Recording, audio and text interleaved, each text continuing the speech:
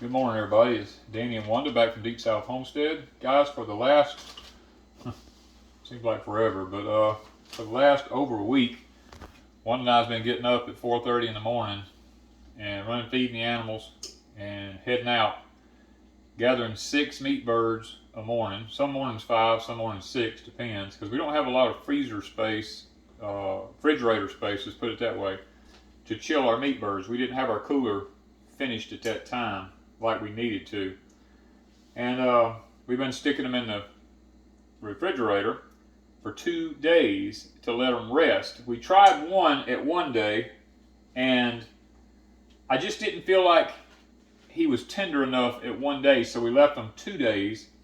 That way we put 6 in 1 day, 5 the next day, and that fills the refrigerator up. And then what we do is the 3rd day we butcher 5 or 6 more, and we take 5 or 6 out that's been in there the 2 days, and we bring them into the house and we cut them up. So Wanda come up with this brilliant idea that I need to show y'all how to cut a chicken up. Now, I may not be the professional way to do it, but this is definitely Deep South's way to cut a chicken up. It works for us. It's not really hard, and I've liked it. It's the way I've done it my whole life. Nobody ever really showed me how to do it this way. I just figured this out when I was a young boy raising chickens. So first of all, we start off, our chickens are so big, they're in a 2-gallon storage bag here, and they barely fit in there. These chickens at 5 and 6 weeks old range anywhere between 5.5 pounds to 8 pounds. So we weighed the first few that we started with, and to be honest with you, they were 7 pounds. Some of them were 7.5 pounds, and we've been over a week doing it, so the other chickens actually got larger. So most of them were over 7 to 7.5 pounds. And we've been saving our bags too. What we do is every day that we get through processing 5 or 6 of them, we wash the bag out, and when we take the chicken to put it in the freezer, we fold the bags up and stick them back in the freezer. That way, the next day, we just take them back out of the freezer and put the other chickens back in them, and they're still perfectly good bags. We're not wasting anything when we do that. Now, our chickens they've been sitting and drying. They have no water dripping out of them or anything like that for 2 days. They're just a big old beautiful bird. Okay, we have a pot here, a bowl, let's say that. We're putting our stock in it. That's what we're going to cook all this stuff down to make our chicken broth, and then we'll pick all the meat off the bones and we'll can that meat. So what I usually do is I start off, since it's been in the bag, I grab the neck, kind of roll it around a little bit. I have a pair of metal shears here, poultry, pruning shears, whatever you want to call them. I snip that neck off, get that out of the way, throw it over in the stock pot. Now, the wings, I'll go ahead and loosen them up a little bit. They have a natural curvature. You can just follow the muscle lines around in them. If you follow the muscle lines around like you're supposed to and fold back on the wing while you're going, you can look and just follow it around. It's not hard to do, and the whole wing comes off. It's very not hard at all. I mean, we throw that in the stock too. Now, usually I would save these wings, but we're doing mainly stock out of everything. Yeah, we got 40 of these, so we've got, yeah. And I've already canned a lot of stock, canned some chicken. Yeah, we'll show them that when we get through what you've been doing with that. Now, we'll pull this one back also. You can see the muscle line right here in it, how it's right there. That's what you want to aim for. I'm trying to keep my arm out of the way here in my shadows. You want to aim for that and fold back on the wing while you're doing it. I'm trying to go slow here because normally I just whack it off right quick. I'm trying to twist it around, just show you, so you don't get into the breast or anything, because you're getting the breast if you're not careful. But we throw that over in for stock. I tell you what, we're ending up with a lot of meat off of these wings and stuff. And Ms. Wanda gets through boiling that, we end up with a lot of meat. More than we thought. Now, next thing I do is my knife. I'm just using a big butcher knife. And it's getting dull because I've done so many chickens.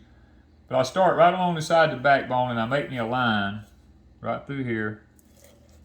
cut down. You'll feel the rib cage right there, and then you'll come back against the hip bones, and you'll come all the way down, move over to the other side of the back, do the same exact thing. What you do is that creates you 2 lines to go by. And I grab this thigh, put my hand underneath it, take the shears, and start folding out on it while you're going along. See, it folds out just like that, and then come back and grab the backbone.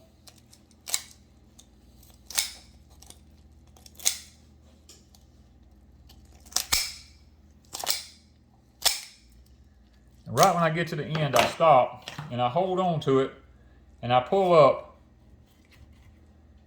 because all this stuff makes stop.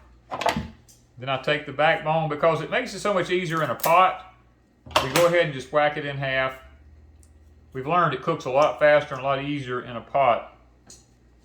Now's the time I come in, and any scrap or anything like that that it's undesirable, like the pieces of windpipe that's left in here and all that, we come in and take all that out, and we throw it over into a scrap bowl here. Now, lots of people leave these other parts in. Wanda and I like to clean our stuff up pretty good, but you can look on the inside of the chicken right here, inside their thighs. Now this makes good, it's really good seasoning if you just want to leave it in there, but we prefer to take it out of ours,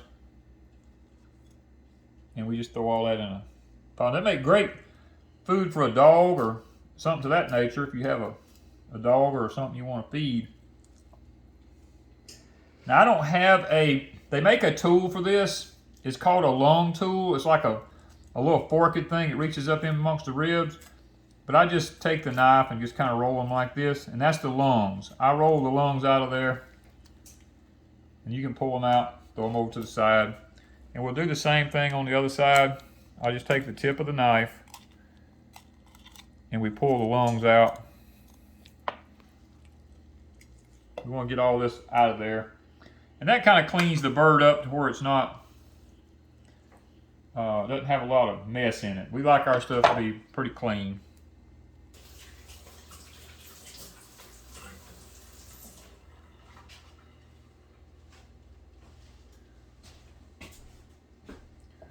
Okay.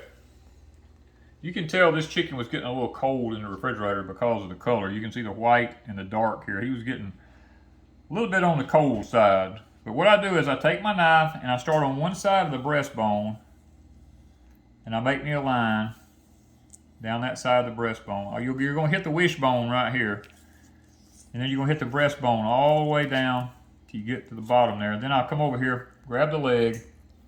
You want to kind of cut that skin back on that. Get that leg laid down out of your way.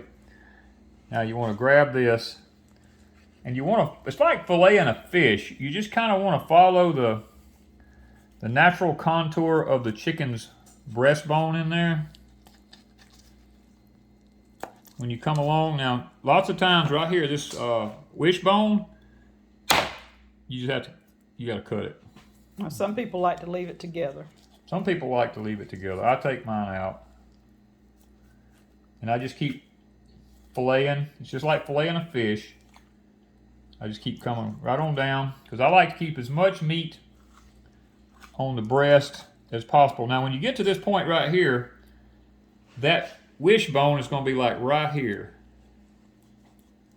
You'll feel it with the tip of your knife when you run down. And then when you get to the end of your breast, that's all there are to it. And there's that wishbone right there. I left it in there. Now you have what's called a chicken tender, which lies right here in the breast. Technically, you can just take your hand and pull it out, but I like to just take my knife and lightly run it along, and you have your chicken tender there. And then you have your breast. That's a whole breast there.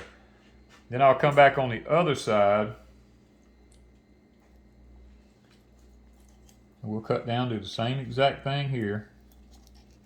It's just like filleting a fish. I try not to waste no meat. We ain't really wasting meat because we use it in stock, but I try to leave as much as I can.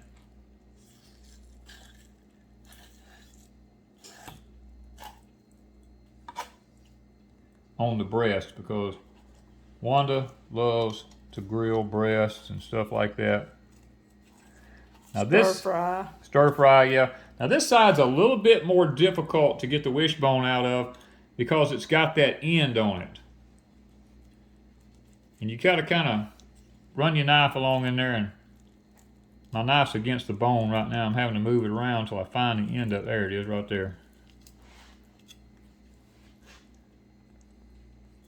Now you could leave this in here, but Wanda and I just, we don't really like that. We don't want any bone in our breast.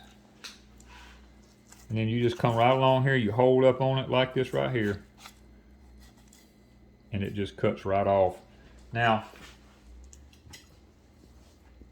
you're going to have the chicken tender again, right here. Now, I'll show you, you can grab it, and you can literally just pull it out of there, like that, and that's what you end up with right there. Perfect chicken tender.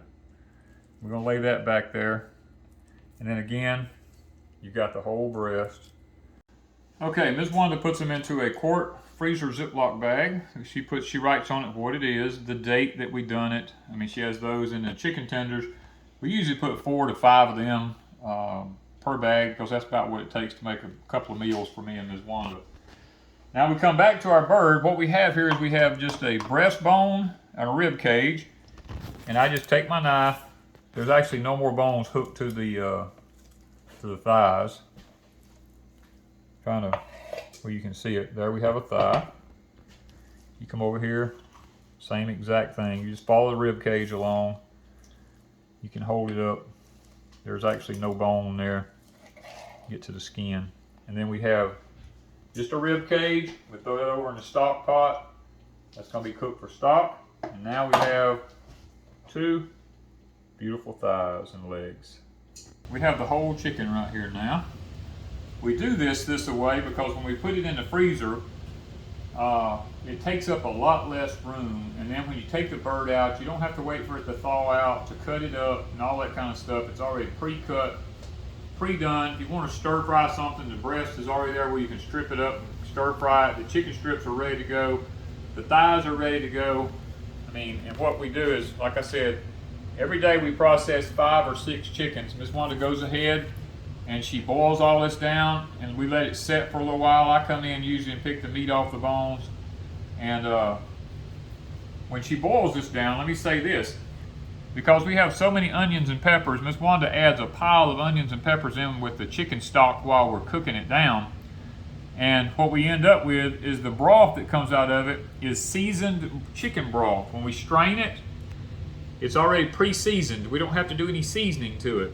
I mean, it is like if you want to add it to rice or whatever, it is fantastic because it's already pre-seasoned.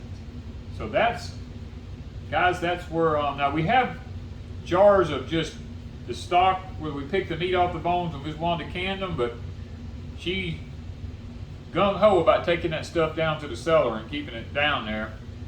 So she has all that down there right now. We didn't have any up here because we have stuff, chicken in jars from last year that we need to eat first. We like to rotate out. So we don't have any of the new stuff up here. It's all in the cellar.